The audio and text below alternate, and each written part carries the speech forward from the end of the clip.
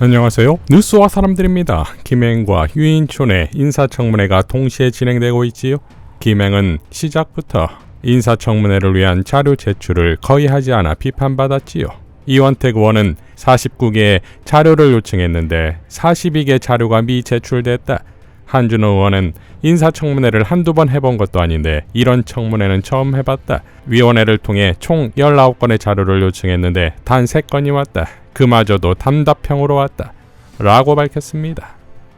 자, 자료를 제출하지 않고서 김행은 당일 피켓을 준비해와 설명하려 하지요.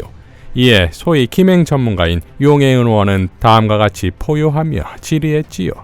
후보자님, 이거 국회의원들이 다 요구했던 자료예요. 근데 맞습니다. 이거를 제출을 안 하고 계시다가 오늘 들고 와서 피켓으로 보여주겠다고 하신 거예요, 지금. 네. 이 얼마나 국회를 무시하는 행태이십니까? 그거 제가 답변 드려도 되겠습니까? 아니요. 이거 자료들 네. 저희 국회의원들이 아까 제출 요구한 거 점심 이전까지 꼭 철저하게 다 제출해 주시길 바랍니다. 다 제가 오늘 청문회에서 소상히 질의하겠습니다. 밝히겠다고요. 질의하겠습니다.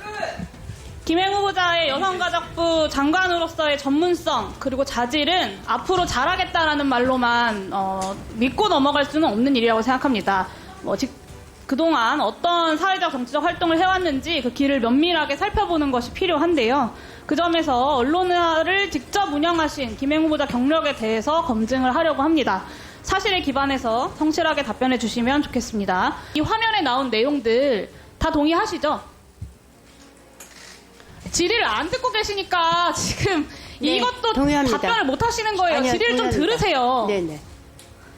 후보자께서 사전 답변으로 성범죄에 대한 잘못된 사회 통념이 언론 보도를 통해서 확산되지 않도록 유의해야 한다고도 답변을 하셨습니다. 맞죠? 네. 네, 동일한 취지로 수립된 게 한국기자협회의 성폭력 범죄 보도 세부 권고 기준입니다. 화면에 나온 내용들 동의하시죠? 네. 네.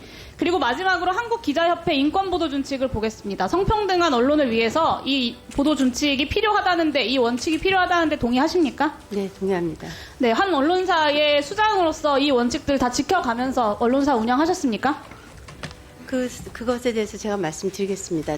원칙들 저 원칙을 지켜가면서 지키려고 운영하셨냐고요? 정말 노력 많이 했습니다. 노력을 많이 하셨다. 네. 원칙을 지키고자 노력했던 결과가 이렇다면 저는 여성가족부 장관 될 자격 없다고 생각합니다. 하나하나 보여드리겠습니다.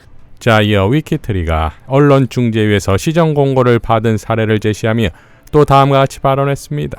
이 보도들 대부분이요, 김행 후보자가 경영에 관여한 이후의 기사들입니다. 그리고 언중위의 시정 공고를 받았던 기사들이에요. 근데도 지금까지 위키트리 홈페이지에 남아 있습니다.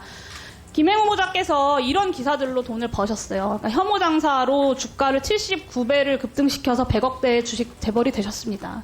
돈을 벌기 위해서는 여성 인권이든 2차 피해든 크게 개의치 않는다. 트래픽 수만 올리면 성공한 기업이다. 이런 마인드로 회사를 운영하면서 차별과 혐오에 기생해서 100억이 넘는 자산을 증식을 시켜놓고 여성가족부라는 공직까지 맡겠다는 건 너무 욕심이 과하신 것 같습니다. 네, 제가 이것과 관련해서 말씀을 드리면 저도 이제 사실은 이제 저희가 대표이사도 있고 편집국장도 있고 합니다. 그래서 저도 사실은 이제 뭐 부회장이 기사를 직접 안 보니까 그렇다고 면책하겠다는 얘기가 아닙니다. 저도 부끄럽고 이게 지금 현재 대한민국 언론의 현실이기도 합니다. 본인이 그 언론사의 대표세요. 저도 마찬가지고요. 본인이 그 언론사의 대표시고요. 부회장이 기사 하나하나를 보지 않는다 하더라도 그래서 언론사의 운영 기조와 방침이라는 게 있는 겁니다. 그래서 제가 그런데 언론사를 운영하신 거예요. 그래서 제가 말씀을 드리는데요. 이야기하셨는데 부끄럽다고 이야기하시면 지금 그 자리에서 전 사퇴하셔야 된다고 생각합니다. 제가 말씀드리겠는데요. 사퇴하세요. 부끄럽다고 인정하셨으니까. 여성가족부 장관 부처의 장으로서 본인이 이런 언론사를 운영했던 대표로서, 현직 대표로서 어울린다고 생각하십니까?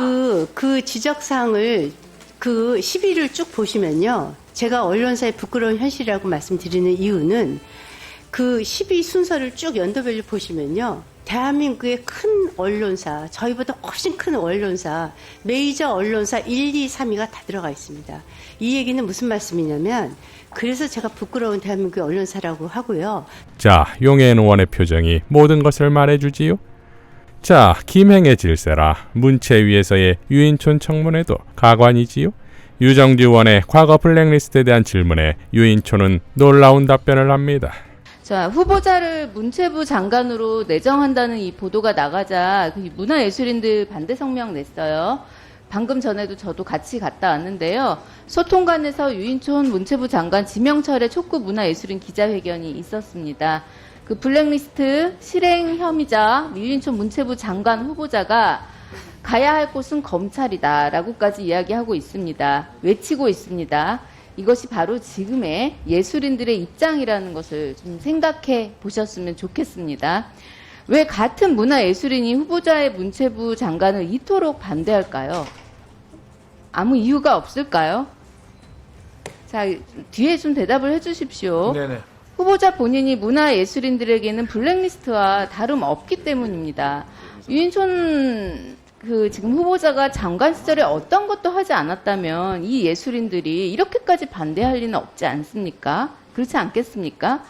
자, 후보자는 인사청문회 준비단이 있는 임시사무실로 첫 출근하던 날에 장관 재임 시절 블랙리스트 의혹에 대해서 예술계와 대립적인 관계는 있었지만 그런 적은 없었다라고 말했는데 좀 헷갈립니다. 대립적인 관계는 어떤 의미로 한 말인가요? 그 부분은 뭐 미화할 수는 있지만 실제로 그렇게 배제하거나 뭐 그런 리스트가 작성돼서 그런 적은 없다는 얘기입니다. 왜 대립적인 관계가 맺어졌었다라고 생각하시나요? 그거는 뭐 정책이 변화하거나 뭐 아니면 지원하는 방법이 개선되거나 이런 전부 반대합니다. 제가 기억하고 있는, 저도 그때 문화예술인이었는데요. 네. 제가 기억하고 있는 것과는 전혀 다릅니다. 정책과 지원은 바뀔 수 있죠. 그것으로 문체부 장관을 후보자를 이토록 반대하는 성명, 검찰에 가야 한다라고까지 이야기할 리는 없을 겁니다. 후보자는 블랙리스트 사건이 자행했던 시절 문체부 장관을 했었고 또 이후 현장 예술인으로 지속적인 활동을 했습니다.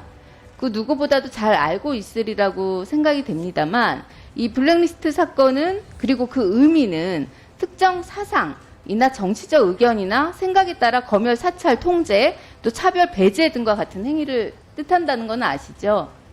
네, 알고 있습니다. 아시죠? 그런 측면에서 볼 때 그 후보자는 과거 장관 재직 당시에 문화계 인사 좌파 찍어내기를 그 누구보다 사실 성실히 했습니다. 인정하지 않겠지만요. 문체부가 실시한 문화예술계 블랙리스트 진상조사에 따르면 후보자가 장관으로 재직 당시에 강압적으로 퇴출된 문체부 산하 기관장이 20명이 넘습니다. 이명박 정부 시절에 블랙리스트, 검열 정말 없었습니까? 없었습니다. 예, 후보자가 생각하는 블랙리스트가 뭡니까?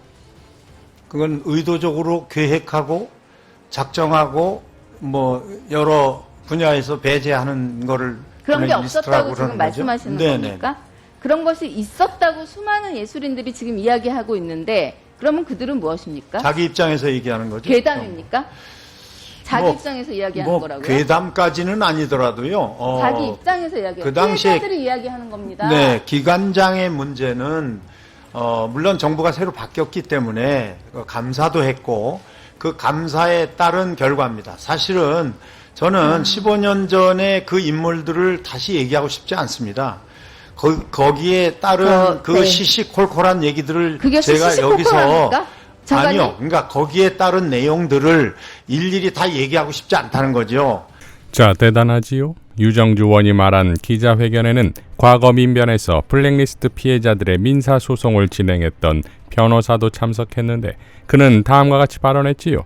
유인촌 후보자는 이명박 정부나 윤석열 정부하에서 블랙리스트가 없다고 주장하고 있습니다. 그렇지만 유인촌 후보자 스스로 이명박 정부의 문화부 장관 시절 이전 정권의 정치색을 가진 문화예술계 단체장들은 스스로 자리에서 물러나는 게 자연스럽다고 말했습니다. 이 말 자체가 정치적 성향을 이유로 차별하는 블랙리스트에 해당합니다.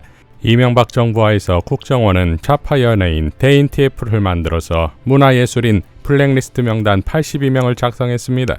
실제로 당시 김희화, 문성근 등은 방송계에서 퇴출당하는 피해를 입었습니다. 유인촌 후보자는 블랙리스트 개념을 이해하지 못하고 있거나 개념 자체를 인정하지 않고 있는 것 같습니다. 이러한 후보자가 문체부 장관이 될 경우 지금 벌어지고 있는 검열 등 블랙리스트가 더욱 강화되어서 블랙리스트 시즌2가 될 것으로 예상됩니다. 라고 발언했습니다. 자, 경은 어김없이 장관으로 임명을 할 것이고 이런 자폭성 인사에 경정권 폭망은 가속화되겠으나 결국 그 모든 피해는 국민이 받는 거 아니겠습니까? 그러니 좋아, 빠르게 탄핵만이 국익이자 민생이자 인권이자 문화입니다. 이상 뉴스와 사람들이었습니다. 시청해 주셔서 감사드립니다.